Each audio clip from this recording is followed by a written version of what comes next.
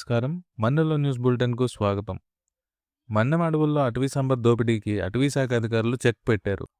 రహస్య సమాచారంతో మెరుపుదాడులు నిర్వహించి అక్రమంగా తరలిస్తున్న భారీ వెదురు నిల్వలను పట్టుకున్నారు. 2 వాహనాల్లో గుట్టుచప్పుడు కాకుండా సాగుతున్న ఈ స్మగ్లింగ్ మూట ఎత్తుగడలను అధికారులు చిత్తు చేశారు. దీనికి సంబంధించి పూర్తి వివరాల్లోకి వెళ్తే, పోలవరం జిల్లా దేవీపట్నం మండలంలో అటవీ శాఖ అధికారులు పకడ్బందీ ఆపరేషన్ నిర్వహించారు. ఏజెన్సీ ప్రాంతం నుంచి వెదురు కలపను అక్రమంగా తరలిస్తున్నారన్న సమాచారంతో రేంజ్ అధికారి కొండలరావు రంగంలోకి దిగారు.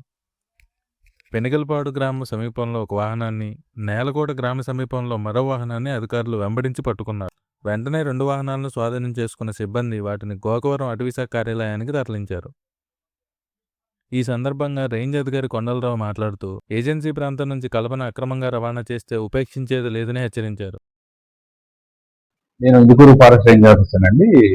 గత 4-5 రోజుల నుంచి మా రేంజ్ పరిధిలో ఇలాగ అనుమతి లేని మారుజాతి కులను వెహికల్స్ మీద వెళ్తున్నారని చెప్పి సమాచారము మాకు వచ్చిన పిదప ప్రతి బీట్ లో నుంచి ప్రతి స్టాఫ్ అందరూ కూడా అలర్ట్ చేసి ఈ యొక్క స్పెషల్ రైడ్స్ ని డే అండ్ నైట్ కండక్ట్ చేయడం జరిగింది.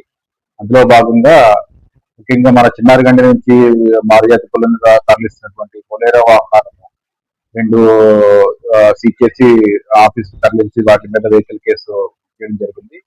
అదేవిధంగా మారుజాతి మరియు వెదురు తోలకాలు జరుగుతున్నటువంటి వాహనాలు కూడా మేము సీజ్ చేసి ఆఫీస్ లో పెట్టడం జరిగింది. ఈ విధంగా ఎవరైనా సరే అనుమతులు లేని కలపను రవాణా చేయడం లాంటివి చేస్తే కనుక చట్టపరమైనటువంటి చర్యలు తీసుకొని వెహికల్స్ ని సీజ్ చేయడం జరుగుతుంది. మా సిబ్బంది ఎవరు కూడా ఈ యొక్క అనుమతులు ఇవ్వడం కానీ లేకపోతే వాళ్ళు వెనకాలండి ఉండడం అనేది అవాస్తవం. ఆ విధంగా ఎవరైనా జరిగినట్లాగా మేము శాఖాపరమైన చర్యలు తీసుకుంటాం.